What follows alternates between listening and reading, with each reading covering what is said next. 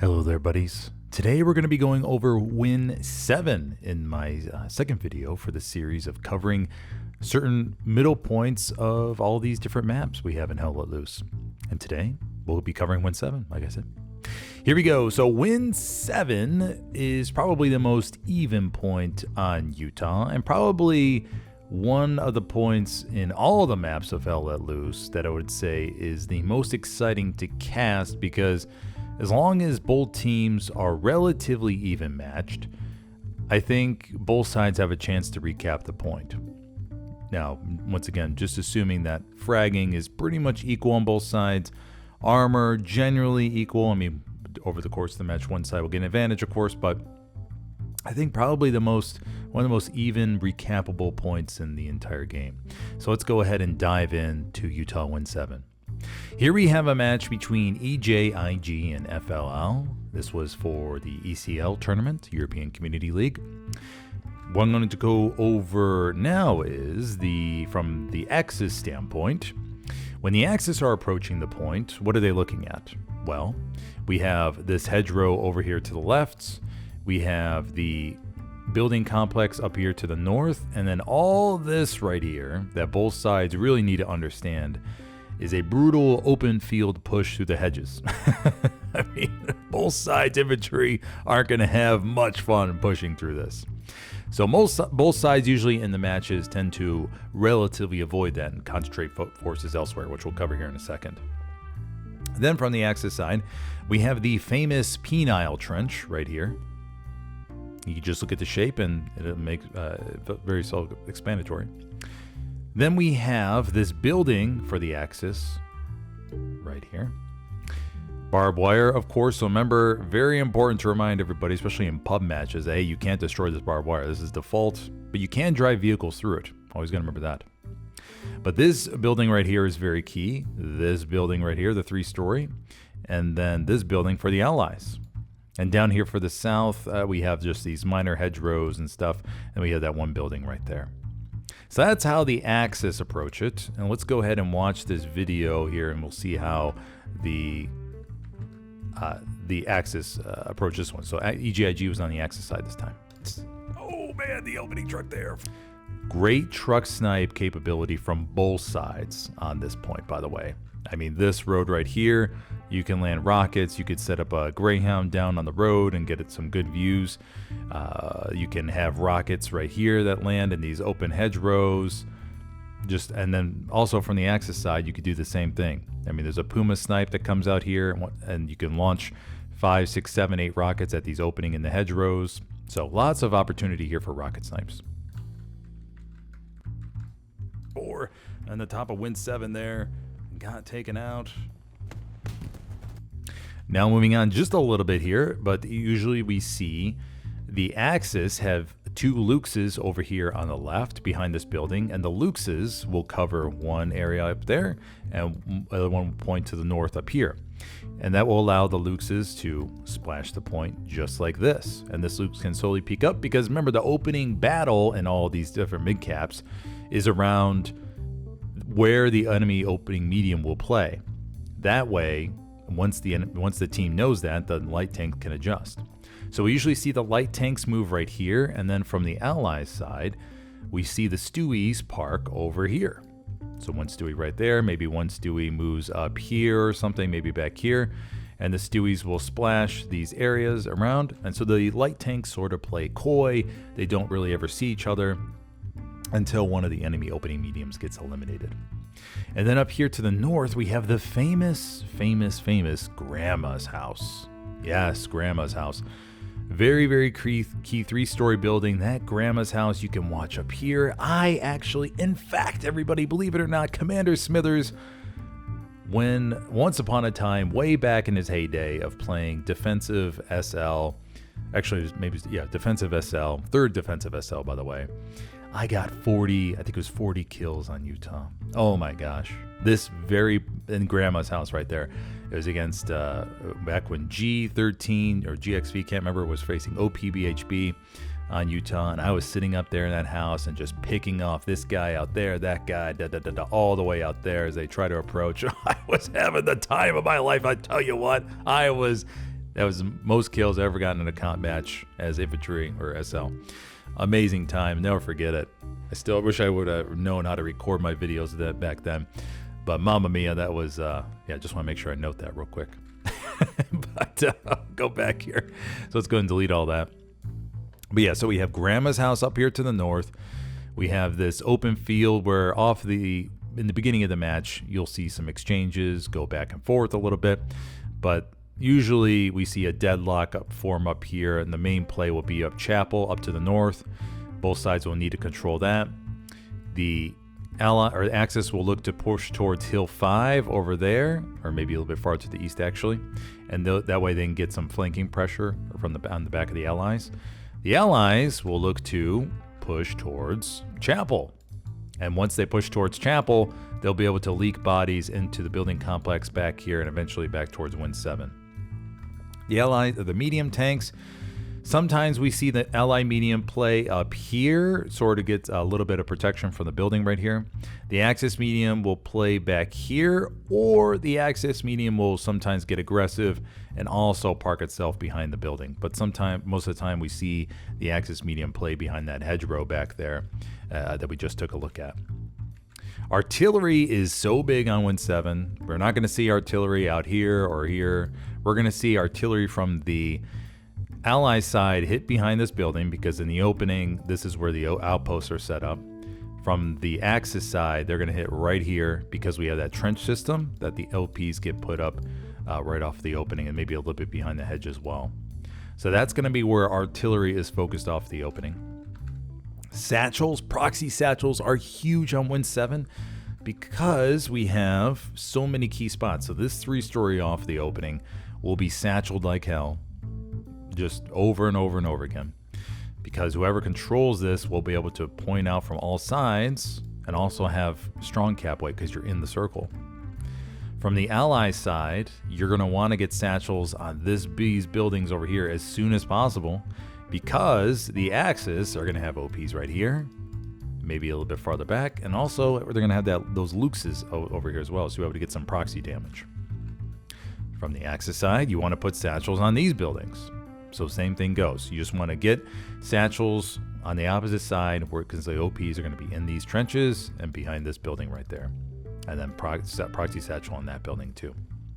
Down here to the south, we may see some infantry, maybe one outpost, maybe placed back here, and then the infantry will push up and try to get some crossfire on, or maybe a Stewie maybe going down there. But usually, like I said before, we see the Stewies up here, maybe right there. Luxes are behind here, and they're crossfiring into the point. Mediums usually come up, like I said before, right there, and then those back there as well. Yeah, they're already covered that, so we're good there. That is sort of the opening for Win7. So let's go see how this played out. Rocket comes in. Okay, so we're going to sit here and watch the opening battle for Win7. It's going to put the camera right here while I set up the stream, everybody. So hold on, just bear with me. Okay, we're rocking and rolling. Okay, so we are on Utah today. So we went middle. Okay, if you take a look at the map here for Win7, we see good OP placement by the Axis, all getting up here. The tanks are in the hard cap on the opposite side of the circle. Garrison situation, we see, yeah, this is very common. We have that building, the long building over here, where we usually see the garrison. Then down here, we see another garrison. Once again, you want to always keep in mind the 200-meter distance. And then maybe one more garrison up to the north, usually pops around that trench right there, sometimes more towards the Grand Creek, depending on how the team structures their opening. Like I said before, in this case, we usually see more bodies from the Axis side up near church or the chapel area, but EGIG decided not to have bodies up there this time. But like I was trying to illustrate in the screenshot before, the Allies, well, this most likely will be a holding action if they lose the point, because you're not going to be able to really push to the open field once you get boxed out. If you get boxed out of this area and the Allies are pushed back to here, then this will just become a hold. The armor will need to stay down here and get positions, but the Axis really won't be able to push east unless the Allies are just doing terrible, like having horrendous fragging time. Then they can't hold their ground. Then yeah, of course the Axis will be able to push.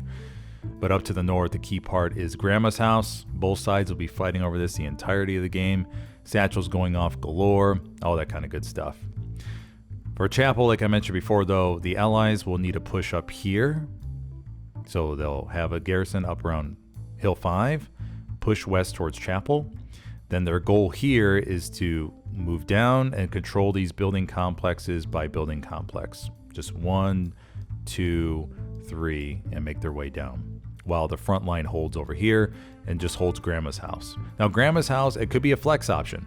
You could, from the Allies, leak bodies from Grandma's house into here, down towards the trench system and into the point, and have this up north be a holding action, or you could flip-flop between these two parts.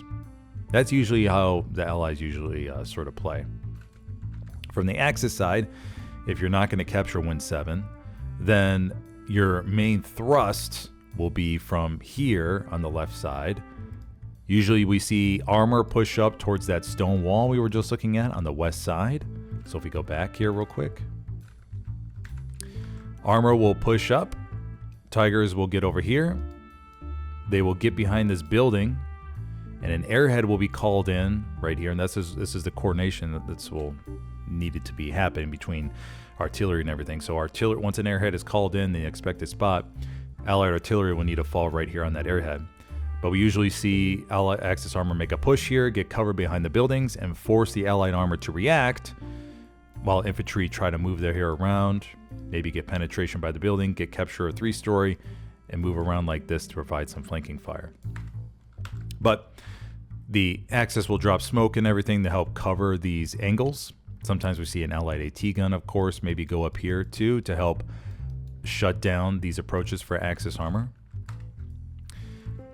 But yeah, so I was saying with the Axis recaptures, we see the armor come back here behind point. Airhead will fall. They will try to rush around. That's where it becomes big with Allied satchels in order to hold WN7. Get satchels on this building right here, be able to thwart that. Then, like I said before, when it comes to Grandma's house, if the Allies are losing big time and they forget to focus on Grandma's house, then the Axis infantry can come around from here and push on and get control of Grandma's house. And the Axis, if the Allies have control of the hard cap, but the Axis control all of this, that and the Axis control Grandma's house though, then the Axis can flood down this trench system, harass the Allied armor that's trying to defend the point back here with AT, whatever. And that way, once these Allied forces have to respond to all this by pushing up here, then Axis sometimes will start dropping smoke and prepare for that push over here with the armor and airhead threat. That's what you usually see sometimes. Or that's sometimes what you could see. So that is the usually recapture for the Axis. Now the Allies, it's sort of the same thing. You will see attempts at Grandma's house, got to capture Grandma's house first, and then leak bodies into the trench system right here and try to get into the hard cap.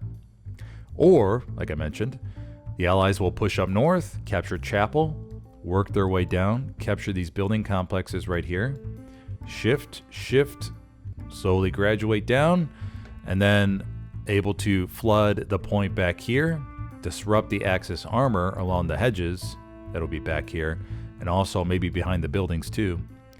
And then after that is completed, or they get to a certain point where they could start holding. That's very key. Teams need to understand to say, hey, we've gained a lot of ground now. Let's just hold here since we've gained all this, and let's reallocate quickly to the other part of the map so we could push forward that way. And what I mean by that is the Allies will get down here, decide, hey, we're not going to get any farther. Let's flop a lot of our extra bodies while the Axis is responding. Let's get them all the way over here, maybe to Grandma's house, maybe to front door right here with the armor. We'll see the Allies call an airhead back here behind the hedgerow. The airhead will spawn, the infantry will try to rush up, smoke will be dropping down, of course. Always got to remember artillery smoke plays a big part in this. But the Allied 76s will push up and try to pin down the Tigers behind the building right here. Because remember, the Tigers are going to be forced to respond, and that's where the Allied precision strike can also come in big. A lot of marks on the screen there, but we'll go over that one more time. Allies will capture Grandma's house first. Without capturing Grandma's house, most pushes will be out of luck.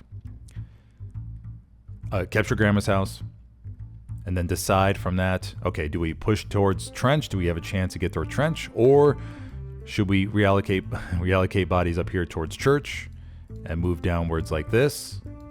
Maybe do a holding action right there. Flip bodies back towards grandma's and try to just push again. If you have armor superiority, armor will push up behind these hedges. Airhead will be called in. Armor will push up even more. Infantry will flood behind the armor into the hard cap right here. Once again, it's all about the balance between where you hold and where you push. You have to make that call during the game depending on where you're winning gunfights and just the overall map control situation.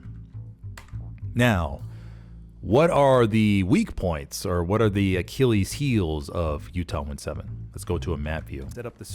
Once again, everybody, when it comes to commanding matches, you have to understand where can we push, and where is just we have to hold the ground. This is a perfect example. EGIG's in the trench system right here, east of WN7 after they capture the point.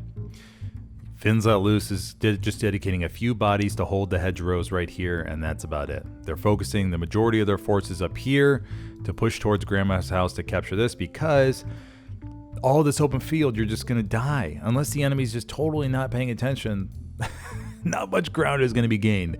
And if you do gain some ground by chance, most likely you're going to be forced back.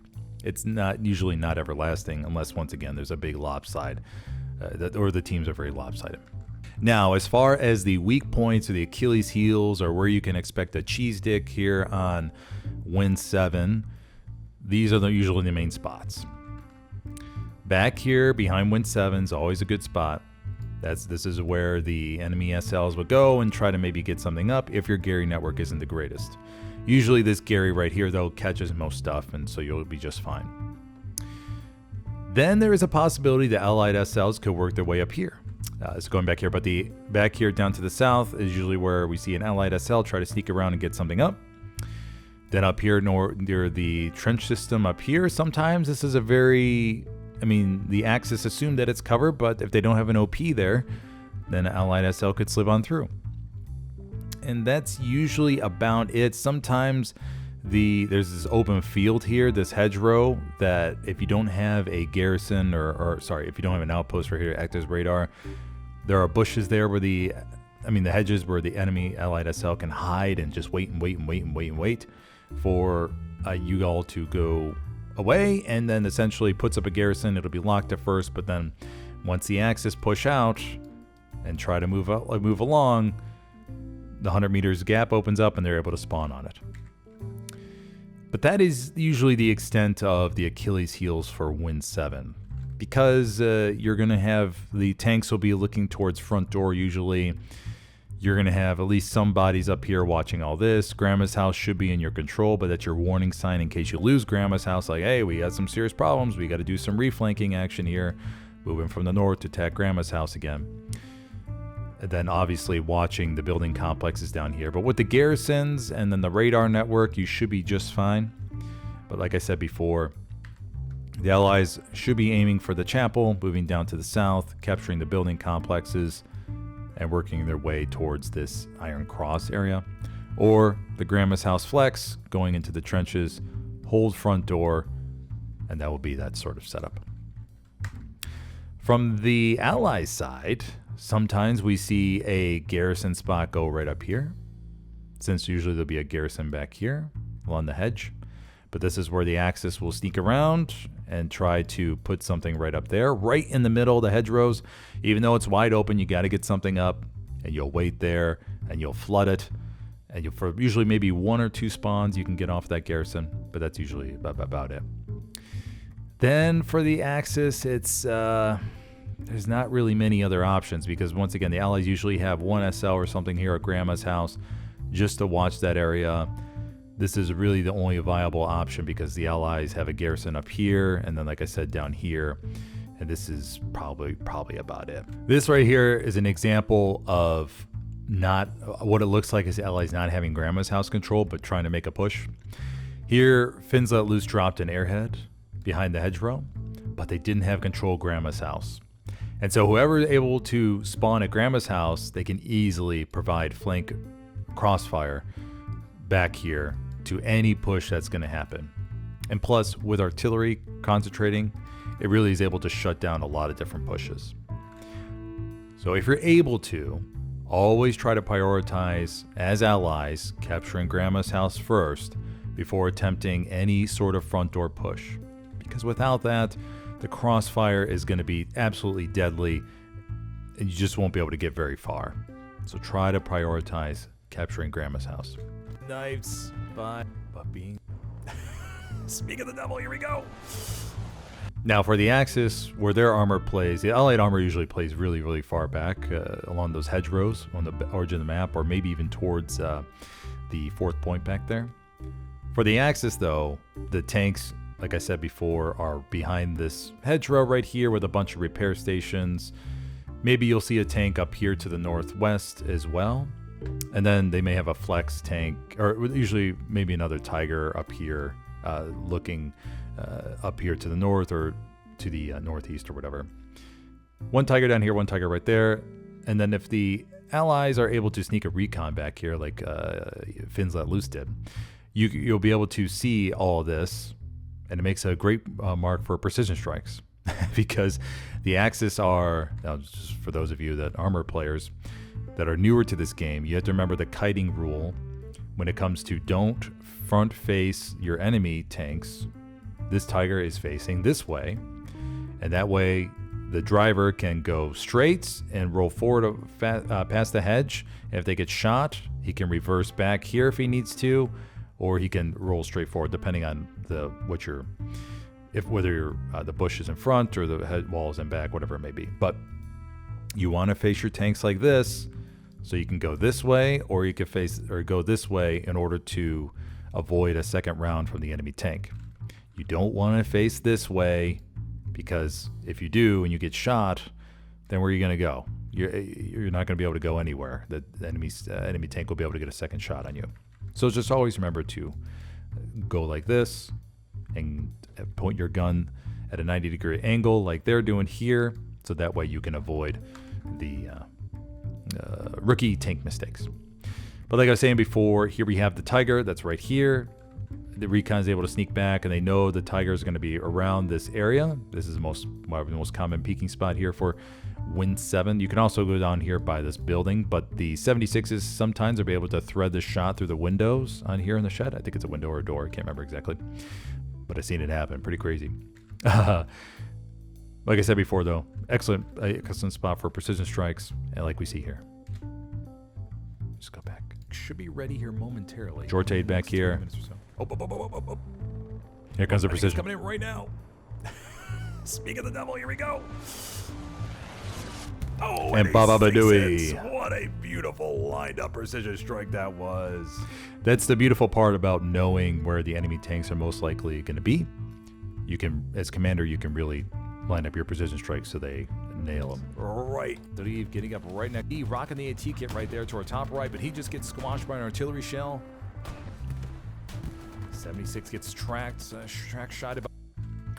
And as we see here, the 76ers are pushing up towards this area for their main push. They don't have much infantry support, but I think the commander is getting ready to call in another airhead here shortly.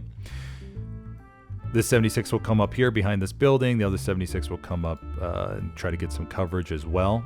However, the Axis infantry all around there sort of squashes this push. But if the Allies were able to get infantry behind their tanks right here, maybe get a couple of OPs and get through the trench right there or something like that, along with the airhead, could have a chance to recap. This is usually, though, the type of plays you see. Now, of course, in all these different assumptions, everybody, I'm making just assuming that the teams are relatively equal. There's no real imbalance. It's just always, those kinds of matches. Okay. All right. So that will be the coverage for WN7. Let me know if you have any questions. Maybe there's something I missed about WN7. I think I got all the main points, but who knows? Maybe I missed something. There are, of course, different MG spots that we can talk about all day, but I think these are the main principles for the opening on WN7, and when it comes to recap, which spots to watch out for. So hopefully this will be helpful to your teams, for those newer teams out there, especially that are trying to plan out, hey, what should we do for WN7? What should be our objective? If you have any questions about WN7, just drop a comment below. And let's see what the next point I should just drop a comment, say like, hey, I would love you to talk about Chapel or talk about Stalingrad train depot, train station, whatever it may be. So just go ahead and put a comment what you want me to talk about next, guys, and I'll look to see what the most liked one is, and we'll go from there. Okay, buddies? Once again, thank you for joining me for this video. If you have any questions, drop those puppies below. And be sure to like, subscribe, all that kind of good stuff. And all right. Thank you, buddies. I will see you next time. Have a good one.